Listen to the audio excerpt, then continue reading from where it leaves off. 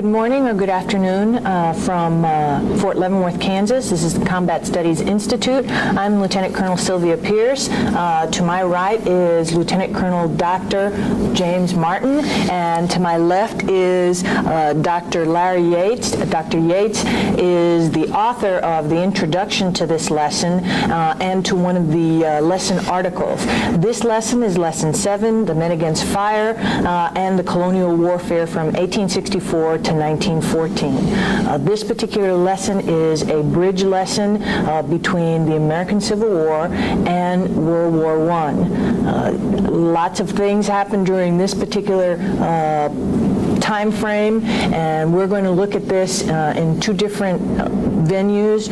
One, the colonial warfare venue, and the other one leading into the Men Against Fire into World War I. Larry. Okay. Just in context, and I'd start out by putting this lesson in context for the students, although they'll get most, if not all of that in the introductions they read, but points to emphasize would be that, as Sylvia said, the 19th century is a period of change, and it sets the stage, following the Napoleonic Wars, for modern warfare, which we'll see in World War I, or a new kind of war, a more lethal battlefield. What's happening? First of all, nationalism, which you saw as a result of the French Revolution, becomes much more widespread and much more pronounced during the 19th century. Much of Europe, if not all of Europe and the West, become very nationalistic. You have industrialization. Some would call it the Industrial Revolution, although others would argue something that takes 200 years in the making isn't a revolution, but the term sticks. There's a more rapid industrialization in the 19th century than there had been before that, especially in Western Europe, but throughout Europe, and it will extend to the United States. A point to remember in the context mainly of colonial warfare and then what follows is that by the end of the 19th century, the United States has become the foremost industrialized power in the world. We've overtaken both the British and the Germans, who had a head start on us. Another aspect or another phenomenon to come out of the 19th century would be a number of ideologies trying to cope with this new world. Social Darwinism, that may be more of a philosophy than an ideology, but the idea that Darwin's theory of the origins of the species and survival of the fittest can be transposed from the biological realm to the social realm and the international realm. And in the latter, the strong countries will survive over the weak, they will prevail over the weak, they will dominate the weak. This will be a rationale for imperialism, for example. And imperialism itself will be a product of the 19th century, at least a new form of imperialism, by and large economically motivated, although there are other justifications for it as well, which I discuss in the introduction. But the economics, you want markets, you want markets for your surplus goods you produce at home but you can't sell at home. You need to sell them abroad. If you can't do that, you're going to have a depression. Capital, you can only invest so much at home or reinvest so much to keep the shoe factories growing until they can't produce enough that can be, or they can produce too much to be sold at home. Why invest more money in that factory? Invest it somewhere else. Well, overseas is one place to invest it. So markets for surplus goods, surplus capital, also the need to control sources of raw materials. This will lead to an imperialistic venture in the throughout the 19th century. The big wave comes in the 1880s, 1890s, but you see it throughout the 19th century in the case, for example, of the French. Technology, the Industrial Revolution brings about new technology, and for the first time now in this particular course, we're going to see technology making a difference. Today, when we talk about revolutions in military affairs, we always talk about the technology. This is what triggers the revolution. We've seen radical changes in military affairs up to the 19th century that had nothing to do with technology, that had more to do with philosophy, with leadership, Napoleon being an example. Napoleon didn't have any technology that was radically different from those who went before him, his predecessors, but he he had certain, his conception of the battlefield, his leadership ability, his strategy, his formations, etc., many for which he was responsible, some of which he just, like the Corps, he just modified and used for his own ends. But the point is, it had little or very little to do with technology. Now technology is going to play a big part in the shaping of modern warfare. So the 19th century, a very critical period in terms of not only the world as a whole, in terms of the westernization of the world, but also in terms of the military. New ideologies, new technology that will have an effect on military affairs. Now, in one sense where it does, as we've already said, is colonial warfare. Imperialism, the outward expansion mainly of the European powers, although by the end of the century you're getting Japanese expansion as well, Japanese imperialism. But imperialism, colonial warfare is primarily a product of the Western world, Western Europe, and then the United States. And what I would suggest for this lesson, given the readings that you have, is that one, you provide the context, as I've just done here very briefly. The introduction gets into it a bit more, but the background for the background for the 19th century in which colonial warfare takes place. I would talk about the problem. What is colonial warfare all about? Well, it's to establish colonies and then to maintain them, and to keep others out, and to keep the indigenous population subdued or happy, one of the two or both. What policies can you pursue in colonial war? What tactics do you use? And what is the impact of colonial warfare on the military? This is the way I would divide it. Again, context, the issue or problem at hand, the policies pursued, the tactics pursued in pursuit of the policies, and the impact of all of this on the military. So, and just going down some of these points, discussing them in general, and then we'll look specifically at the French in the U.S. The context, again, is industrialization, nationalism, 19th century movements, colonial expansion. The main wave, as I said, started in the 1880s, but the French are at work and others are at work even before that. It's the West, it's the ascendancy of the West. This is where the West really takes over most of the world. Not all of it, but most of it. And what hasn't been colonized up to this point will be. We're talking mainly about Africa and Asia, parts of Asia. The Western Hemisphere, Latin America, is off limits. The Monroe Doctrine establishes the precedent, at least, or the policy that the United States doesn't want to see Europeans colonize or recolonize Latin America. What will happen to Latin America, that's for another day. But so the colonial expansion, mainly Africa and Asia, but again, most of the world that hasn't been divided up will be. For the military and for the government that runs the military, the problem is to establish a colony when ordered to do so, often over the resistance of an indigenous population, and then to maintain that colony by keeping the locals down and the foreigners out. Your basic problem or your basic issue. The policies for doing this, you can talk about, you can divide them into the harsh policies, the benevolent policies.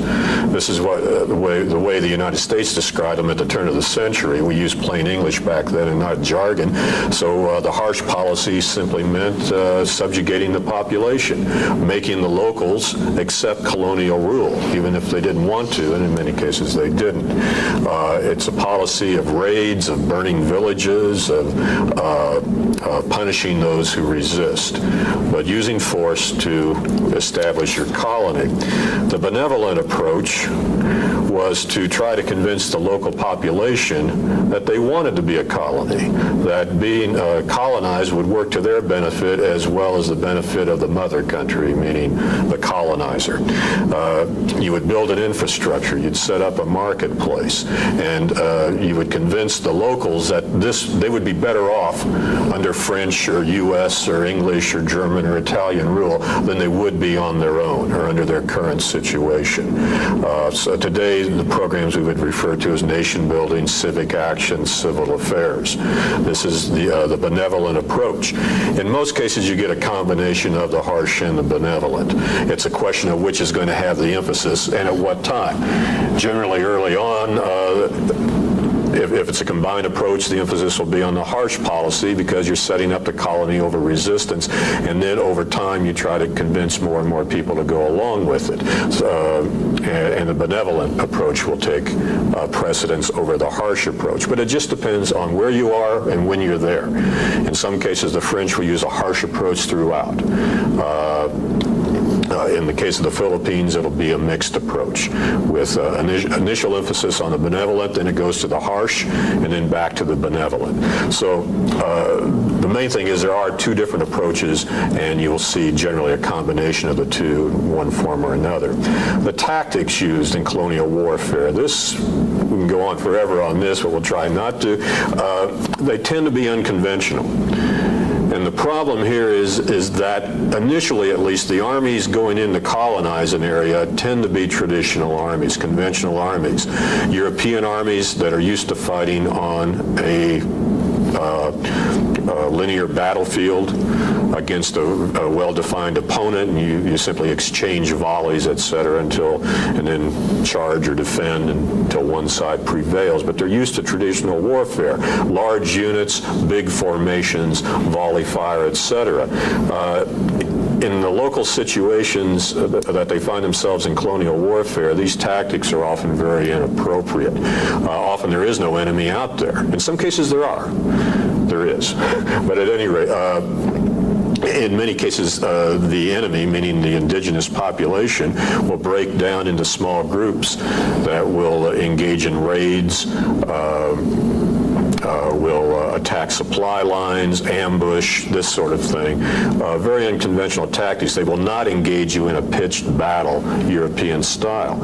And if you're to prevail, you have to adapt your tactics. If you try to approach these small guerrilla-type groups in a conventional way with large columns on a conventional battlefield, it isn't going to happen.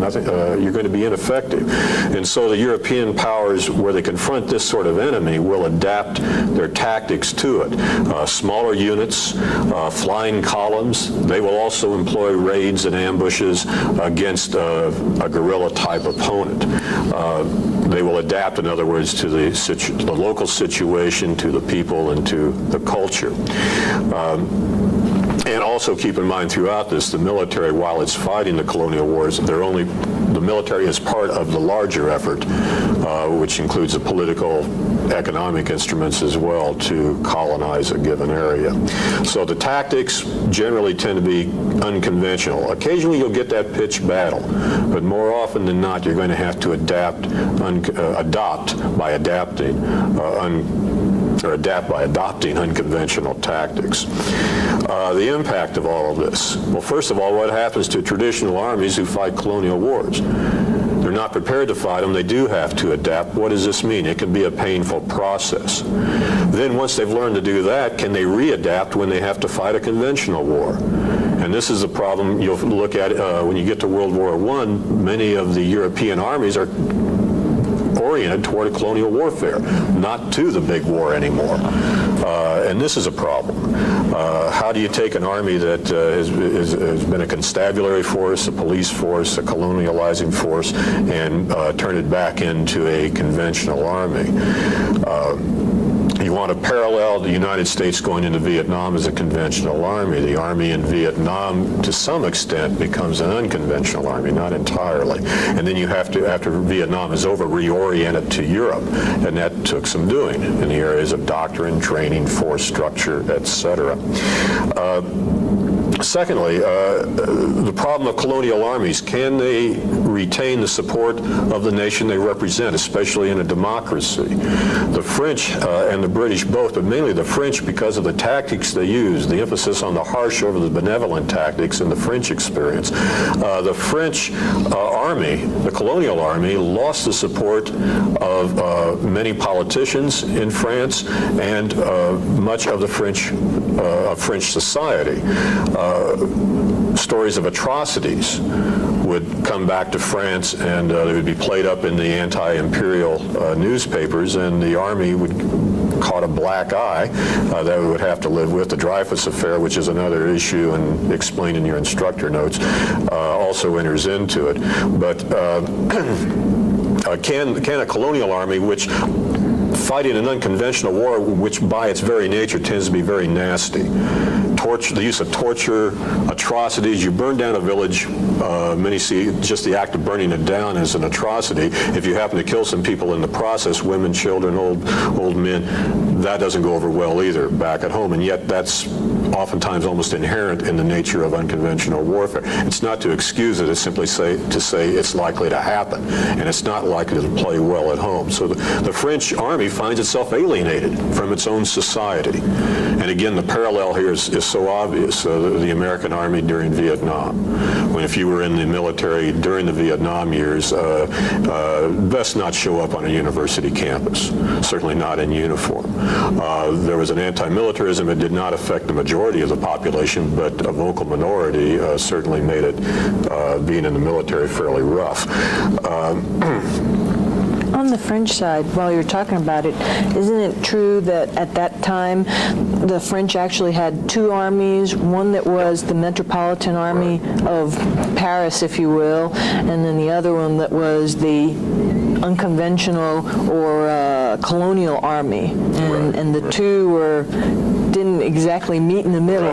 Yeah, I gave a misimpression here. I think if you go to colonial warfare, the entire army of the country does not become a colonial army any more than when we were colonizing the Philippines. The U.S. Army does not become a colonial army as a whole. Parts of it do, or parts of it, many officers gain their experience in the colonial wars, but that does not mean the Army itself has reoriented to become an exclusively colonial army. So, quite right, the French have a colonial army and they have the Metropolitan Army, and there's a gap between the two in terms of their ability to fight a traditional war, and then there's a gap between the colonial army and French society because of the nature of colonial warfare, especially when it goes into its harsh phase. So, yeah, it's a little more complicated than I was laying it out. It's again, not a nation's entire army does not become a colonial army.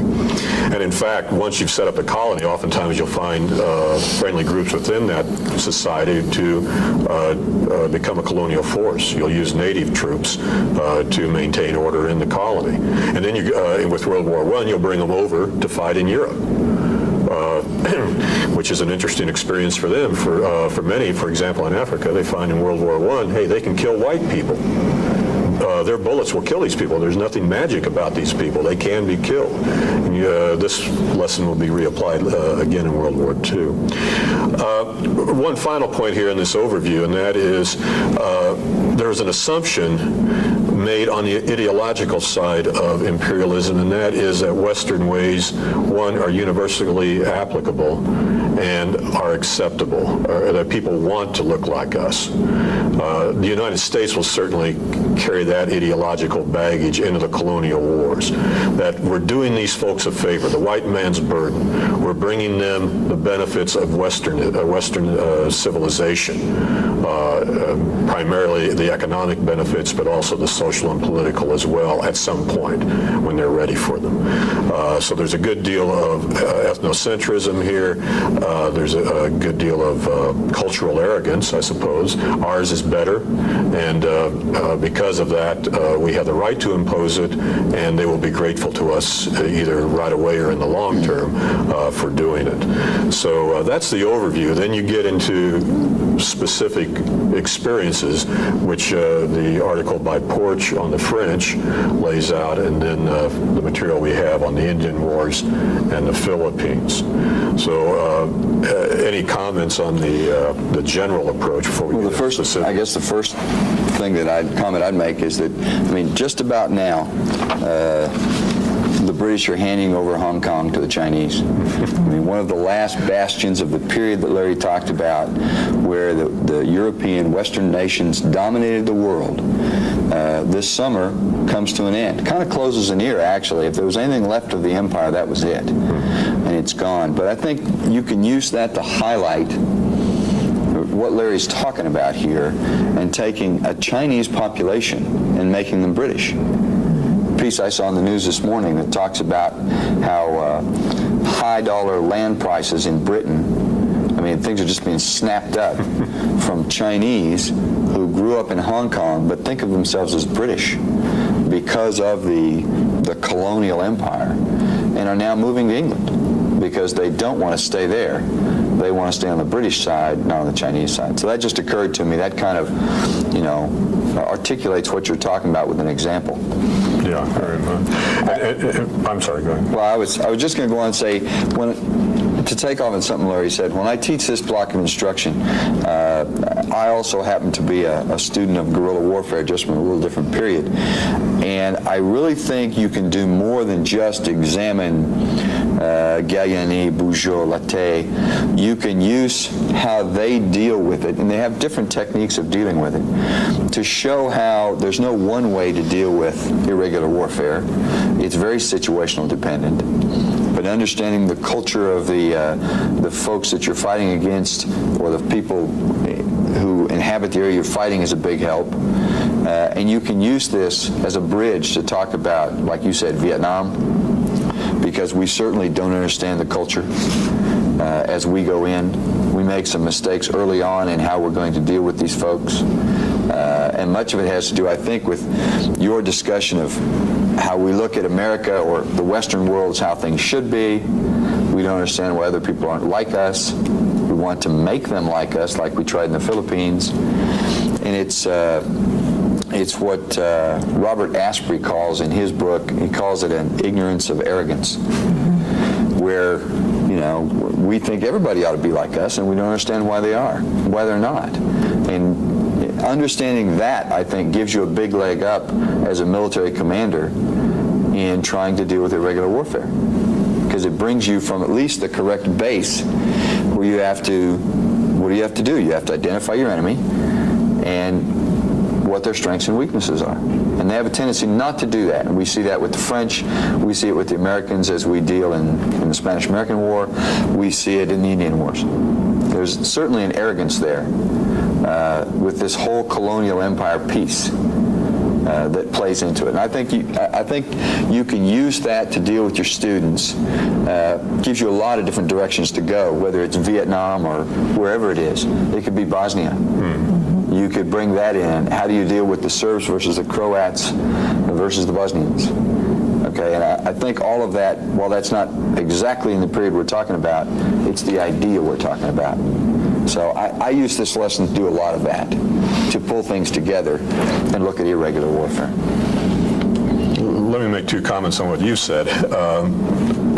One has to do with the context. In the 19th century, to the West, imperialism is taken as something that's completely acceptable. Today it is not. The big watershed is World War II, and that will come later in your studies. But it's World War II that really begins to break up the colonial empires. Decolonization takes place rapidly after World War II. And today, the United States could not embark on an openly imperialistic venture without great critical debate within the country. And in fact, it simply won't float. The context has changed. Our views toward other races, other peoples have changed from what were today would be racist views of the 19th century. White people are superior innately. If I were a university professor at Harvard in the 19th century, I would be telling you that as a scientifically proved fact. We don't believe that today, at least most people do not. But again, and thus our policies are different. But back then, that was a prevailing belief. Thus, the white man's burden, again, was something you picked up, you accepted. The second thing, dealing with the nature of the military beast, a couple of things. First of all, intelligence. those writing on the small wars or colonial wars, the argument is the first thing you need is well, and you could argue this of any war, I guess, the first thing you need is really good intelligence, but intelligence for these kind of wars is often different in the questions you'll ask than for traditional warfare. In these wars, as Jim says, the culture is tremendously important. Knowing the people and how they're divided, how they interact, what their perceptions are. Marine general coming out of Somalia indicated that when he went in there, he took his intellectual baggage, his cultural baggage, individual responsibility, and all of a sudden he's negotiating face-to-face with clan leaders who don't share that view. Their culture is based upon, or part of it is based upon the idea of communal responsibility. As he put it, if you steal a cow, if an individual steals a cow, his clan has to answer for it to the clan from which he stole the cow. And the elders of the clan will get together to work out a settlement or not, but it's not an individualistic society. And yet that was the baggage this Marine general took in, and he said it was an eye-opener to find out that the culture was different. He said, we're not good at cultural intelligence. For these kind of wars, you have to be. And this applies to the 19th century colonial war as much as it does to Bosnia, Somalia, Haiti today. We need to, the intelligence side, we not only need to know where the weapons are and who has them and who the enemy is, you need to know the culture and the people. Also, what Jim said about the nature of colonial warfare and unconventional war, the context differs from country to country, and within a country from location to location. And this is perhaps a lesson of the Philippines, and an article which you don't read, so I'll just mention it. There's a book and several articles by a fellow named Brian Lynn, and his argument is that in the Philippines, counterinsurgency by the United States begins to work when it's applied at the local level, meaning the town and village. That a captain in charge of a company or a lieutenant in charge of what would have been a platoon back then, he has responsibility for a town or a village, and he will adapt the policies coming out of Manila, the military government in Manila run by the U.S. He will adapt those policies as he needs to in the local situation, because in his area it may be the conservative Filipinos that oppose you, it may be the liberal Filipinos that oppose you, it may be the conflict may be religiously oriented or it may not. The upper class may support you in one area and may oppose you in another. You have to look at each area and adapt your policies accordingly. So it gets to be very localized, it gets to be very decentralized, and there's a great deal of responsibility on the small unit leader to adapt. One overall policy, whether it's benevolent or harsh, may not provide enough of a guideline to make it work at the local level. And additive to that, this year I had a Filipino officer in my class, Lieutenant Colonel Mac McClung, and he read the Lynn article and said that, he said, you may find this hard to believe, but when we originally started fighting against the communist insurrection, the insurgency in the Philippines, which they're still fighting today, he said, we tried to do it the way you first tried to do the Filipino-American War, until we realized that we, above all, should understand the culture of the people we're going against. And when we started to take it down to much smaller levels, say, well, look at this province, not the entire island, then we were much more successful. He said what Lynn says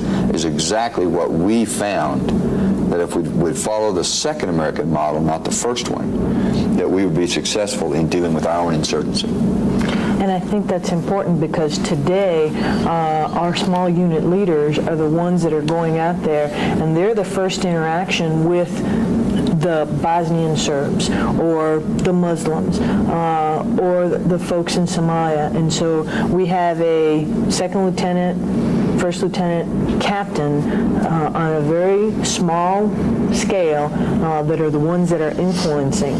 We did the same thing in Vietnam later on, where we went at the small level, and it did make a difference if you could affect one village and take care of one village. So I mean, we have a track record, if you will, of this. The problem is that this goes against the whole trend of the West. What's going, again, this gets back to the 19th century and in this case the 20th as well. What's the trend? The trend is towards centralization. whether it's political, bigger government, economic, from small businesses to corporations. It's toward centralization and the term rationalization, streamlining, making more efficient. And you do that by getting bigger, by combining. And we're saying in this kind of war, that doesn't work. A centralized military policy isn't going to work because unless it's so general that the small unit leaders can take out of it what they need to. If you try to be too specific at the higher level, more than likely you're not going to succeed because the general policy will not apply to so much of what to which you're trying to apply it. So this idea of approaching colonial warfare or unconventional warfare from a localized perspective, again, runs counter to the historical trend in the West, which is to centralization, bigness, growth, and coordination from the top. It runs counter to the other things that we'll get to in Men Against Fire, larger armies, an offensive doctrine. Those things are what is being taught in the schools, like, the equivalents of the Command and General Staff College, even though during this period, the schools are just being born in all the Western armies. But you're right, man, how to fight unconventional warfare is on the small scale, whereas everything that's being taught is on the large scale, and you have this dichotomy. Okay, which do we use at what point in time? And that's very hard to do. And that's true. If you look at Andrew Krepanevich's book, The Army in Vietnam, it's trying to get unconventional warfare through the Army, or even today, what we call operations other than war, a term that's about to change, just to something else just as vague in general.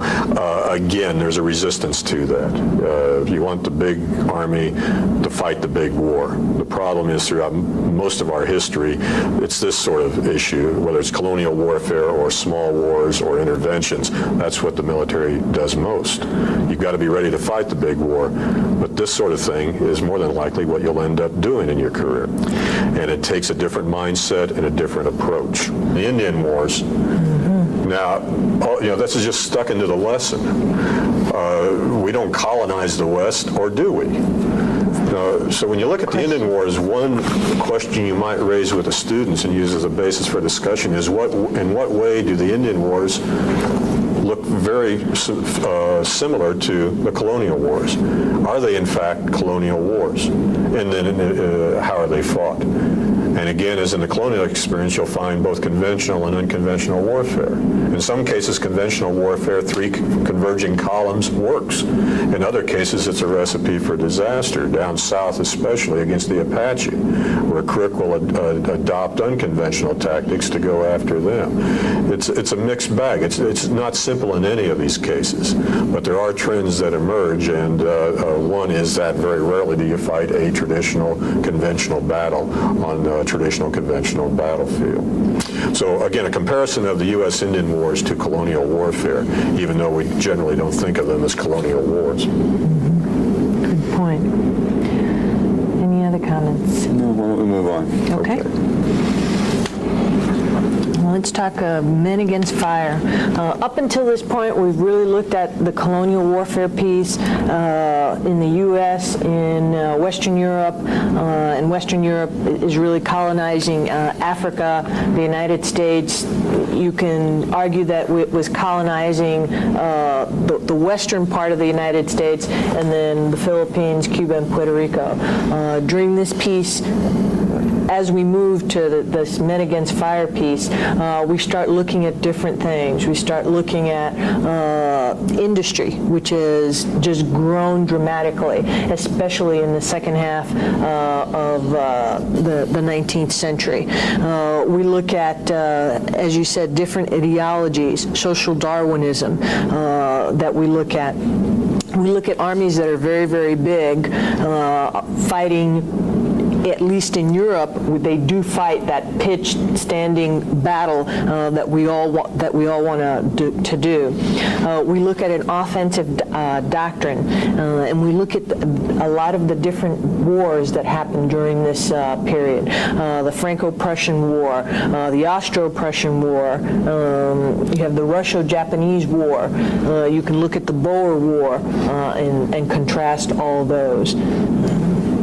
What comments can you lend, either one of you, for those? Oh, we're there. Okay. The idea of, again, looking at these trends of the 19th century and focusing on one particular industrialization and a product of that, the new military technology. As said earlier, technological change will now begin to have a very pronounced impact on military affairs, more so than it has previously in the 18th and 18th century that we've looked at up to now. And with the technology from railroads, which allow you to have larger armies and to transport them, down to the tactics, rifles, which make the battlefield, rifles and artillery, various types of artillery, which make the battlefield much more lethal. And it's men against fire. It implies that's what we're going to be focusing upon, is the battlefield here. And how has that changed? And the critical word, I think, is lethality. It's become a much more deadly place on which to conduct your affairs. Much more deadlier than the Napoleonic battlefield, where because of the inaccuracy of muskets, you can volley fire, but hitting the target is problematical. With a rifle, you can hit the target. If you take the time to aim, you can hit your target fairly easily. Maybe overstating that, given the confusion of the battlefield, but in theory, at least, the rifle is much more accurate and of longer range than the musket. That's a fact. The theory is whether or not it's actually more lethal. But you've got this problem of lethality, and the question then is, how will soldiers or troops survive on a more lethal battlefield? What do you have to do? What tactics do you have to adopt? What position do you have to take? Is the offense better than the defense, given the new technology? And if the offense is better, what should you do? How should the troops be? How should the units be organized? How should the tactics be set up for a more lethal battlefield? And we saw in the American Civil War adjustments being made, looser formations, skirmishers in much greater numbers than you had in the Napoleonic Wars. You look for cover. You just don't march shoulder to shoulder across a field. You take off, and when you need to, you go to ground and find cover. And you can stay down thanks to the fact now you've got a cartridge you can load while lying down. You don't have to stand up to take out your powder horn or your whatever, and all of those mechanics of loading a smooth bore musket. But now you've got a rifle with a cartridge. You can do that from the ground, and so many people go to cover. The thing is, you've got to adapt, and the question is, but how do you do it? What's best? Is the offense better than the defense? Well, when you start seeing the results of the more lethal battlefield, for example, in the Russo-Japanese War, you would tend to the conclusion that to be on the defense is to be in the winning position. You can slaughter anybody coming at you with rifles and later machine guns. By the time of the Russo-Japanese War, machine guns and more accurate artillery, you can kill anybody trying to come to your position, and vice versa. If you try to get to the other side, they will kill you. So best to be on the defensive. That would seem to be the lesson, but that's not the lesson taken out of it. Going into the 20th century and into World War I, most of the Western countries are still looking at the offense as critical. And if the battlefield is more lethal, which they all recognize, they weren't ignorant of that, we can find ways to overcome it. And how do you do it? Mainly, technology. We'll simply have more bullets to shoot at them than they at us. And two, morale, or esprit. French elan. Elan. If you're a Frenchman, you can win because you are a Frenchman, and the other person isn't. And so the issue of morale, and this raises the whole issue of people under fire. Can they maintain that esprit? Can they maintain the morale, the willingness to sacrifice that will get them across a lethal battlefield and into the enemy's position? And that's a question what Dupeak addresses, looking at the psychological factors. He calls them the moral factors. Don't read morale into that. Read psychological. When he says moral, he means, well, I guess you're not going to read Dupeak anyway, so if there's a reference to it. There's reference in their notes. If there's reference to it, you'll find a reference to moral factors, but read psychological, not morale, into moral. But that raises the whole issue of troops under fire. How will they perform? And how can you get the best out of them? Small units, where they can see their leader? Do you lead from the front, from the rear? How do you communicate with them in a battlefield that's going to be very noisy? And how do you keep them moving forward instead of backward or downward, which would be the natural inclination coming under fire, is either to turn and run or to dig in. And how do you do that? Yeah, and the weapon systems that Larry talks about, sometimes it's hard for people of our day and age to understand the changes here. I mean, the European wars that preceded World War I, the Franco-Prussian War particularly, is where you start to see this newer, better artillery. Artillery which has recoil systems so that they don't roll out of place every time they're fired, which allows many more rounds to go down range, and all of them being breech loading instead of being muzzle loading. So when you look from a logistics perspective at the Franco-Prussian War, it's the first time ever that the ability to fire ammunition outruns the ability to provide it.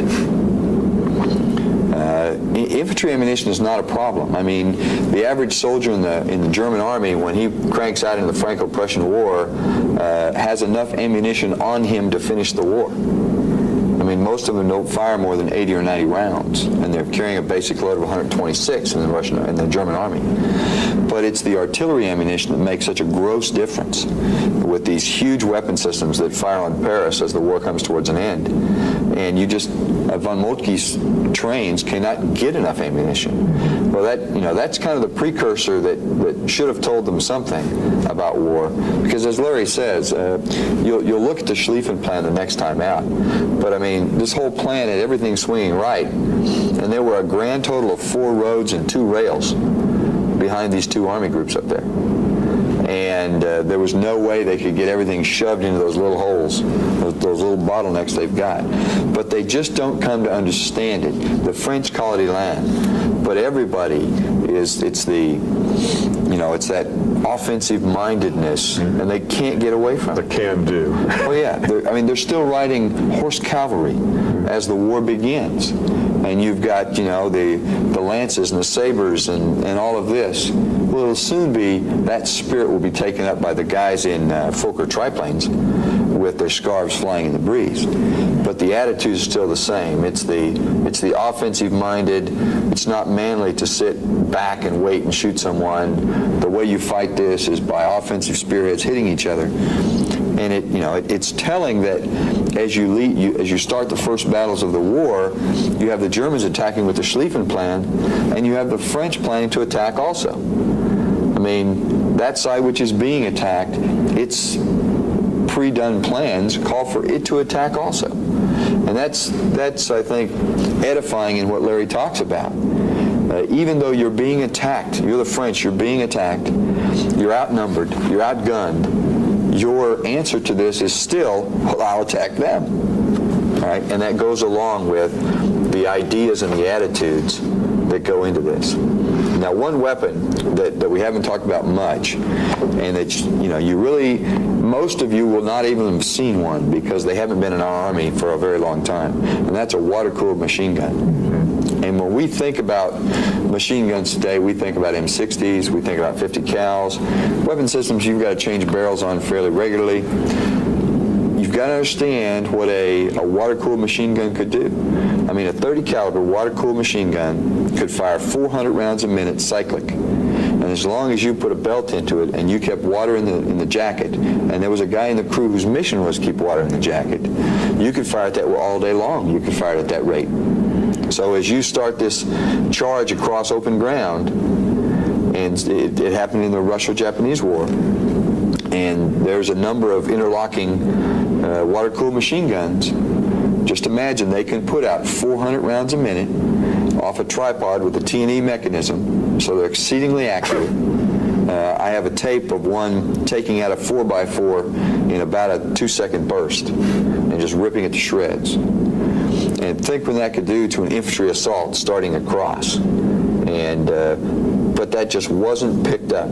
It's like in the Boer War, that was just kind of it was an aberration. Well, there's, raising this idea of the frontal assault becomes almost suicidal, even though, again, nobody's willing to admit it until World War I. And even then, as you'll see when you get to it, every time you attack and get repulsed, the idea is we'll just throw more at them the next time and it'll work. Well, what do you do if you can't attack them frontally and you have to attack? Well, obviously, you hit them on the flank. The problem is they can adjust the rifles and the artillery to the flank and be just as deadly. So the solution to the forward attack, which is to simply go around and envelop them or hit them on the flank, you can't do it any more easily than you can get at them from the front. It can be just as deadly. Another thing Jim said about logistics, there were those like, help me out on the French, Bloch or Bloch, Jean Bloch, who are arguing that war has become too costly. One, in terms of just natural resources, in terms of the logistics involved. It's going to take so much of your natural resources to fight a war, it becomes counterproductive to fight. Secondly, it will disrupt trade. All the mechanisms that make life what it is will be casualties of war. It's become too complex. Bloch is arguing that war has become anachronistic, that it's become so lethal and so financially costly, so costly in resources and in manpower, that a war, if it's not short, will become, well, it will be short because you'll have to end it. You can't afford to continue it financially or in terms of your manpower. And much of what he said about the battlefield came true in World War I. What didn't come true was it wasn't a short war. All sides showed that they were willing to make the sacrifices in manpower and in resources to continue the war, even though there was no end in sight. But in every other respect, or in many other respects, Bloch was very prescient. The problem is much of what he had to say about the lethality of the battlefield was dismissed because he was a civilian. And the military experts were not willing to listen to that. Yeah.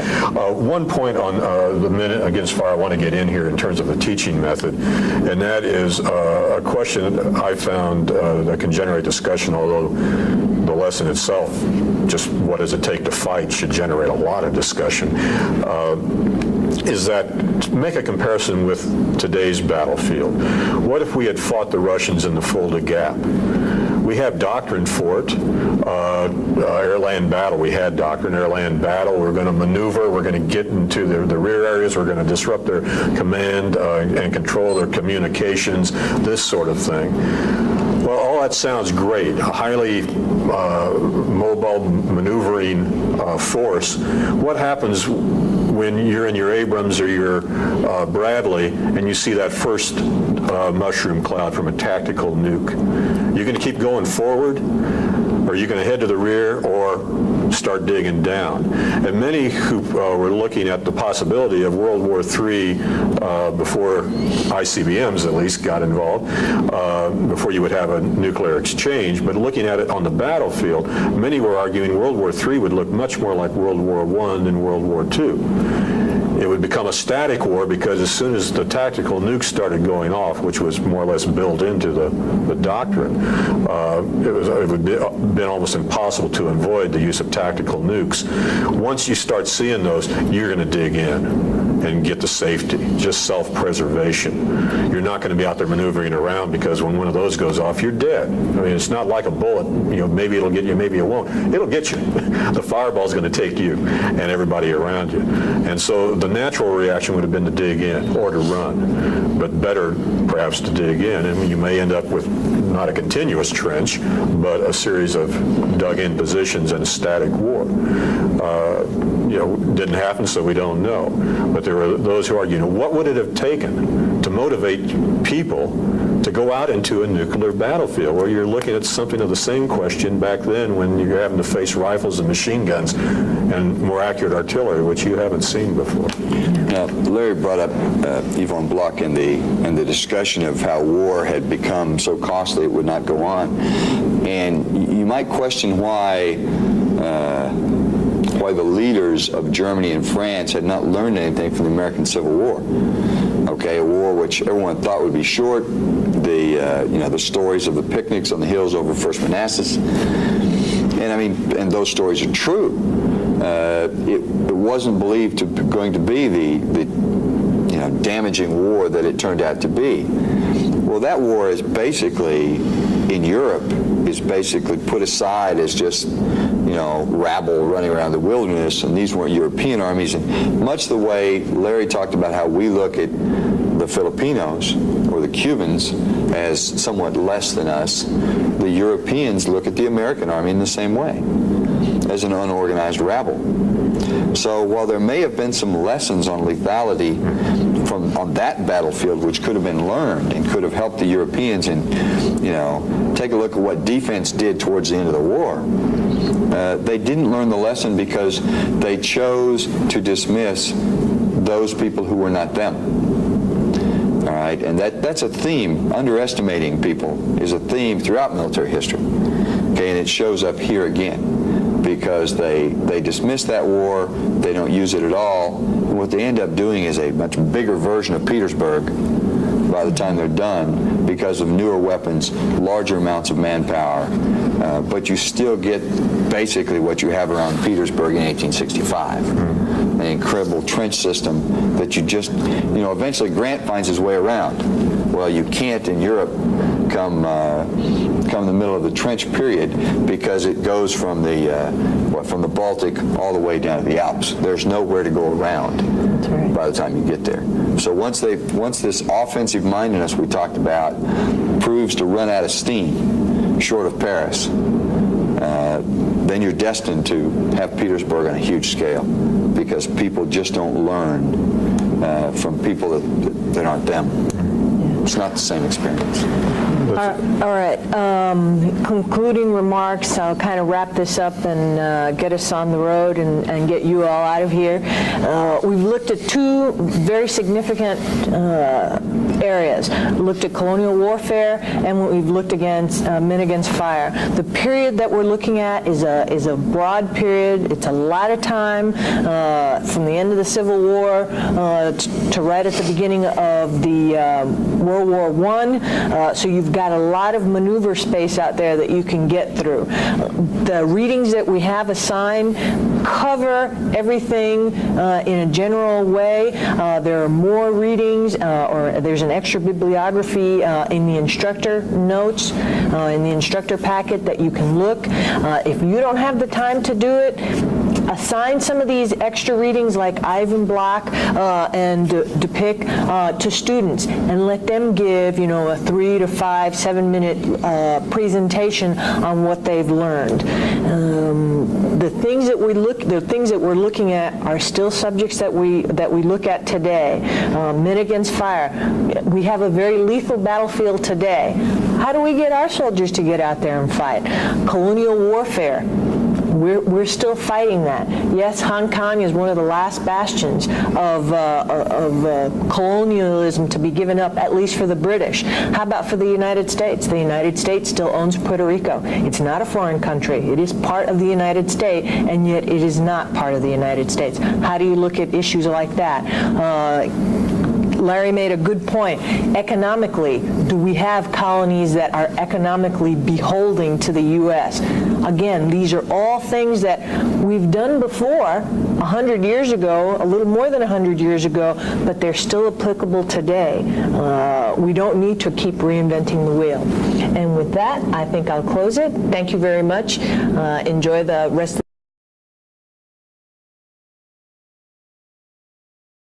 Good morning or good afternoon from Fort Leavenworth, Kansas. This is the Combat Studies Institute. I'm Lieutenant Colonel Sylvia Pierce. To my right is Lieutenant Colonel Dr. James Martin, and to my left is Dr. Larry Yates. Dr. Yates is the author of the introduction to this lesson and to one of the lesson articles. This lesson is Lesson 7, The Men Against Fire, and the Colonial Warfare from 1864 to 1914. This particular lesson is a bridge lesson between the American Civil War and World War I. Lots of things happened during this particular time frame, and we're going to look at this in two different venues. One, the colonial warfare venue, and the other one leading into the Men Against Fire into World War I. Larry. Okay. Just in context, and I'd start out by putting this lesson in context for the students, although they'll get most, if not all of that in the introductions they read, but points to emphasize would be that, as Sylvia says, that may be more of a philosophy than an ideology, but the idea that Darwin's theory of the origins of the species and survival of the fittest can be transposed from the biological realm to the social realm and the international realm. And in the latter, the strong countries will survive over the weak, they will prevail over the weak, they will dominate the weak. This will be a rationale for imperialism, for example. And imperialism itself will be a product of the 19th century, at least a new form of imperialism, by and large economically motivated, although there are other justifications for it as well, which I discuss in the introduction. But the economics, you want markets, you want markets for your surplus goods you produce at home but you can't sell at home. You need to sell them abroad. If you can't do that, you're going to have a depression. Capital, you can only invest so much at home or reinvest so much to keep the shoe factories growing until they can't produce enough that can be, or they can produce too much to be sold at home. Why invest more money in that factory? Invest it somewhere else. Well, overseas, the 19th century is a period of change, and it sets the stage, following the Napoleonic Wars, for modern warfare, which we'll see in World War I, or a new kind of war, a more lethal battlefield. What's happening? First of all, nationalism, which you saw as a result of the French Revolution, becomes much more widespread and much more pronounced during the 19th century. Much of Europe, if not all of Europe and the West, become very nationalistic. You have industrialization. Some would call it the Industrial Revolution, although others would argue something that takes 200 years in the making isn't a revolution, but the term sticks. There's a more rapid industrialization in the 19th century than there had been before that, especially in Western Europe, but throughout Europe, and it will extend to the United States. A point to remember in the context mainly of colonial warfare and then what follows is that by the end of the 19th century, the United States has become the foremost industrialized power in the world. We've overtaken both the British and the Germans, who had a head start on us. Another aspect or another phenomenon to come out of the 19th century would be a number of ideologies trying to cope with this new world. Social Darwinism is one place to invest it. So markets for surplus goods, surplus capital, also the need to control sources of raw materials.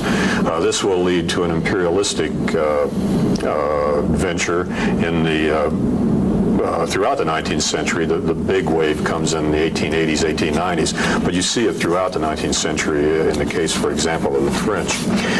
Technology, the Industrial Revolution brings about new technology, and for the first time now in this particular course, we're going to see technology making a difference. Today, when we talk about revolutions in military affairs, we always talk about the technology. This is what triggers the revolution. We've seen radical changes in military affairs up to the 19th century that had nothing to do with technology, that had more to do with philosophy, with leadership, Napoleon being an example. Napoleon didn't have any technology that was radically different from those who went before him, his predecessors, but he he had certain, his conception of the battlefield, his leadership ability, his strategy, his formations, etc., many for which he was responsible, some of which he just, like the Corps, he just modified and used for his own ends. But the point is, it had little or very little to do with technology. Now technology is going to play a big part in the shaping of modern warfare. So the 19th century, a very critical period in terms of not only the world as a whole, in terms of the westernization of the world, but also in terms of the military. New ideologies, new technology that will have an effect on military affairs. Now, in one sense where it does, as we've already said, is colonial warfare. Imperialism, the outward expansion, mainly of the European powers, although by the end of the century you're getting Japanese expansion as well, Japanese imperialism. But imperialism, colonial warfare is primarily a product of the Western world, Western Europe, and then the United States. And what I would suggest for this lesson, given the readings that you have, is that one, you provide the context, as I've just done here very briefly. The introduction gets into it a bit more, but the background for the background for the 19th century in which colonial warfare takes place. I would talk about the problem.